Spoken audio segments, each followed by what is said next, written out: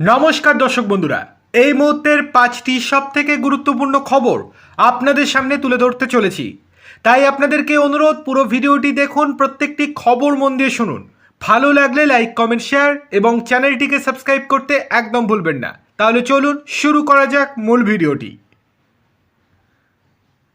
1 নম্বর, ডিম ছোড়া কাণ্ডে সোশ্যাল মিডিয়ায় পোস্টে হিন্দু মহিলাদের বোরখা পরার নিদান, ধর্মীয় ভাবাবেগে আঘাতের অভিযোগ তুলে তৃণমূল সাংসদ মহুয়া মৈত্রের বিরুদ্ধে অভিযোগ দায়ের হলো। নদিয়ার হোগলবেড়িয়া থানায় অভিযোগ দায়ের করলেন করিমপুর মণ্ডল 4-এর সাধারণ সম্পাদক হীরক ভট্টাচার্য। মহুয়ার এই মন্তব্যে হিন্দু মুসলিম উভয় সম্প্রদায়েরই ধর্মীয় ভাবাবেগে আঘাত করা হয়েছে। এই অভিযোগে সরব হয়ে পুলিশের দ্বারস্থ হয়েছেন তিনি। কিছুদিন আগে বাড়িতে ত্রাণ সামগ্রী মজুতের অভিযোগে জনরোষ আছড়ে পড়েছে প্রাক্তন মন্ত্রী উজ্জ্বলের ওপরে। এছাড়াও আদালত চত্বরে বিজেপির একদল মহিলা সাংসদের আসার অপেক্ষায় ডিম হাতে দাঁড়িয়ে থাকা একটি ভিডিওকে কেন্দ্র করে সোশ্যাল মিডিয়ায় মন্তব্য করেন কৃষ্ণনগরের সাংসদ মহুয়া মৈত্র। বিজেপির মহিলা কর্মীদের উদ্দেশ্যে তাকে একাধিক মন্তব্য করতে শোনা যায়। অভিযোগ, ওই পোস্টে সরাসরি কয়েকজন হিন্দু মহিলার নাম উল্লেখ করে তাদের বোরখা পরার কথা বলেন তিনি। এই মন্তব্য ঘিরে শুরু হয়েছে জোর বিতর্ক। মঙ্গলবার হোগলবেড়িয়া থানায় লিখিত অভিযোগ দায়ের করার পর বিজেপির করিমপুর মণ্ডল 4-এর সাধারণ সম্পাদক হীরক বাবু বলেন, মহুয়া মৈত্রের এহেন মন্তব্য অত্যন্ত উস্কানিমূলক। এলাকায় সাম্প্রদায়িক সম্প্রীতি বিঘ্নিত হতে পারে। হিন্দু সনাতনী মহিলাদের বোরখা পরার কথা তিনি কোন সাহসে বলেন? এটা আমাদের ধর্মীয় ভাবাবেগের সরাসরি আঘাত। আবার অন্যদিকে মুসলমান সম্প্রদায়ের মহিলাদের উদ্দেশ্যেও তার এই উক্তি অত্যন্ত অপমানজনক। বোরখা পরেই কি অনৈতিক কাজ করা যায়? তিনি দুই সম্প্রদায়ের ভাবাবেগ নিয়েই ছিনিমিনি খেলেছেন। তাই আমরা পুলিশে অভিযোগ দায়ের করেছি।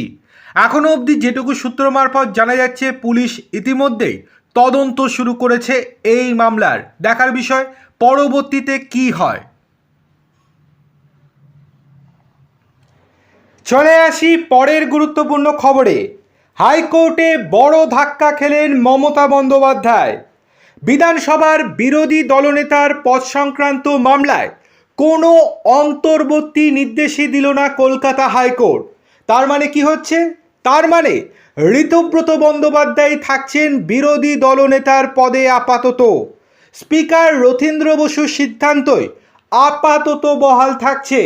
স্পিকারের সিদ্ধান্তের ওপর বৃহস্পতিবার কোনো হস্তক্ষেপই করল না আদালত।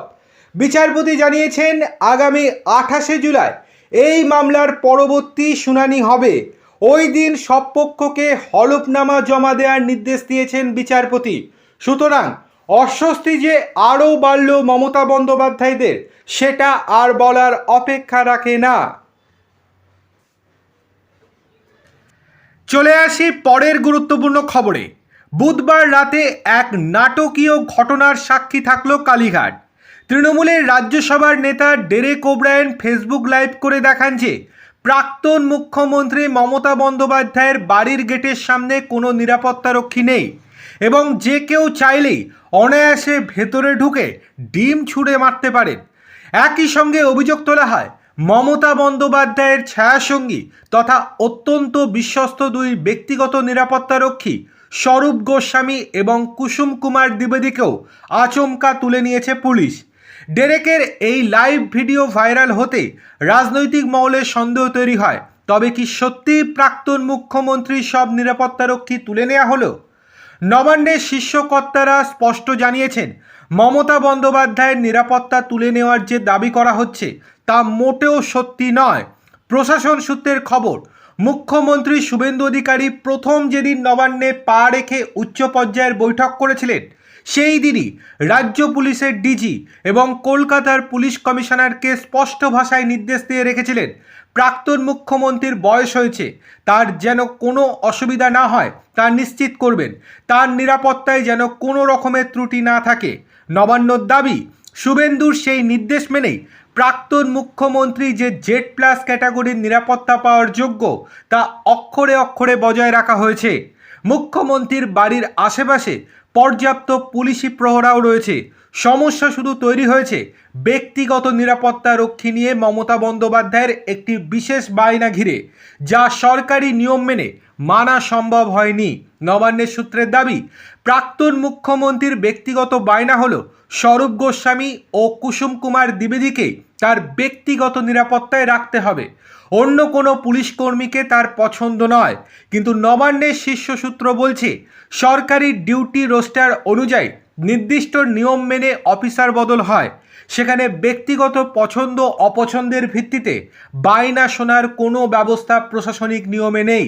পাশাপাশি পুলিশ মহলের আরও একটি অভিযোগ, বুধবার মমতা বন্দ্যোপাধ্যায় যে মিছিলটি করেছিলেন তা আগে থেকে প্রশাসন বা পুলিশকে অফিসিয়ালি জানানোই হয়নি। তা সত্ত্বেও পুলিশ খবর পাওয়া মাত্রই তড়িঘড়ি তার যাতায়াতের পথে পর্যাপ্ত নিরাপত্তার ব্যবস্থা করে। চলে আসি পরের গুরুত্বপূর্ণ খবরে। এবার বিপদে প্রাক্তন মন্ত্রী। পশ্চিম মেদিনীপুরের সবংয়ে প্রাক্তন মন্ত্রী মানস ভূঁইয়াকে ঘিরে নতুন বিতর্ক। এক যুবক অভিযোগ করেছেন তার স্ত্রীর চাকরির ব্যবস্থা করে দেওয়ার নাম করে 5 লক্ষ টাকা নেওয়া হয়েছিল, কিন্তু চাকরিতে যোগ দেওয়ার মাত্র 2 মাসের মধ্যেই সেই চাকরি চলে যায়। ফলে একদিকে চাকরি হারানোর ধাক্কা, অন্যদিকে মোটা অঙ্কের টাকা খোয়ানোর অভিযোগ তুলে তিনি পুলিশের দ্বারস্থ হয়েছেন। ইতিমধ্যেই সবং থানায় লিখিত অভিযোগের ভিত্তিতে এফআইআর দায়ের করা হয়েছে, যদিও মানস ভূঁইয়া সমস্ত অভিযোগ অস্বীকার করেছেন।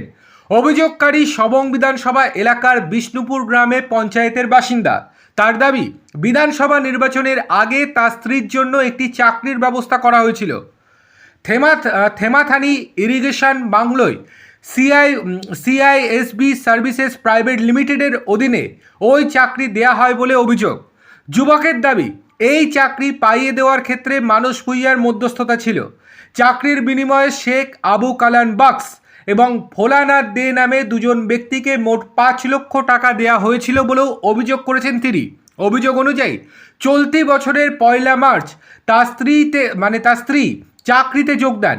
প্রথম মাসের বেতন হিসেবে তিনি 10,747 টাকা পান, কিন্তু পরিস্থিতি বদলে যায় মাত্র কয়েক সপ্তাহের মধ্যেই। অভিযোগ, 6 মে তাকে চাকরি থেকে বরখাস্ত করা হয়।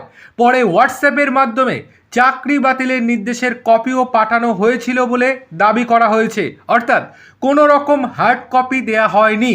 যুবকের দাবি, চাকরি হারানোর পর তার স্ত্রী মানসিকভাবে ভেঙে পড়েছেন, পরিবারের ওপরও তার প্রভাব পড়েছে।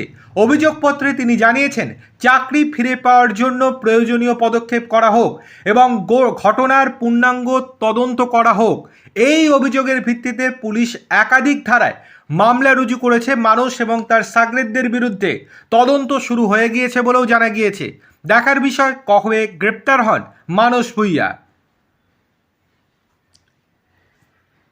চলে আসি পরের গুরুত্বপূর্ণ খবরে। এবার মমতাকে ধাক্কা দিলেন মেসি কাণ্ডে পলাতক অরূপ বিশ্বাস। মেসি কাণ্ডে তিনি রীতিমতো বিপাকে, যে কোনো সময় গ্রেপ্তার হওয়ার আশঙ্কায় আপাতত অন্তরালে।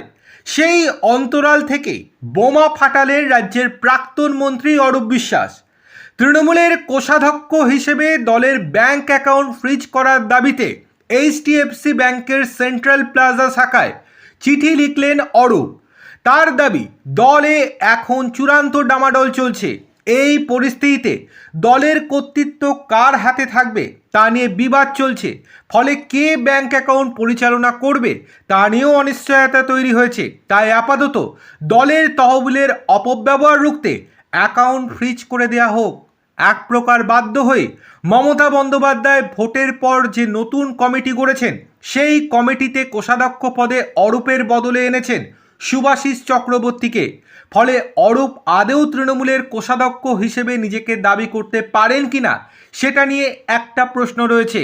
এইচডিএফসি ব্যাংকের সেন্ট্রাল প্লাজা শাখায় লেখা চিঠিতে অরূপ নিজেকে তৃণমূলের কোষাধ্যক্ষ হিসেবেই পরিচয় দিয়েছেন। তার বক্তব্য, দলের মধ্যে ব্যাপক গণ্ডগোল চলছে। সাংসদদের অনেকে দল ছেড়ে দিয়েছেন, আবার বিধায়কদের মধ্যে অনেকে বিদ্রোহ ঘোষণা করেছেন। ফলে দলের কর্তৃত্ব কার হাতে থাকবে স্পষ্ট নয়। তাই এই অবস্থায় দলের অ্যাকাউন্টকে সুরক্ষিত রাখতে সমস্ত লেনদেন বন্ধ রাখা হোক, না হলে জটিলতা তৈরি হতে পারে। অরূপের সাফ কথা, যতক্ষণ না দলের কর্তৃত্ব সংক্রান্ত সমস্যার নিষ্পত্তি হচ্ছে ততক্ষণ যেন অ্যাকাউন্টে কোনো লেনদেন না হয়। এমনকি দলীয় দপ্তরে তার সই করা যে চেকগুলি রয়েছে সেগুলির অপব্যবহার হতে পারে বলেও আশঙ্কা করছেন অরূপ। অর্থাৎ অরূপেরও কিন্তু এখানে একটা স্বার্থ আছে বলে রাজনৈতিক বিশ্লেষকেরা মনে করছেন। তিনি যে সইয়ের কথা বলছেন তিনি যে আশঙ্কা করছেন অন্য কেউ তার নামে টাকা তুলতে পারে, বাস্তবে তা একেবারেই নয়। অরূপ নিজেই টাকা তুলে বিদেশে পালিয়ে যাওয়ার ধান্দায় রয়েছেন কিনা সেই নিয়েও প্রশ্ন তুলছেন রাজনৈতিক বিশ্লেষকেরা। অর্থাৎ লাঠিও সাপও মরবে, লাঠিও ভাঙবে না, এই রকম একটা চাল দিয়েছেন অরূপ বিশ্বাস। দেখার বিষয় এই যে ভবিষ্যতে কি হতে চলেছে। চলে আসি সব থেকে গুরুত্বপূর্ণ খবরে। আরও বিপাকে তৃণমূলের সাধারণ সম্পাদক অভিষেক বন্দ্যোপাধ্যায়।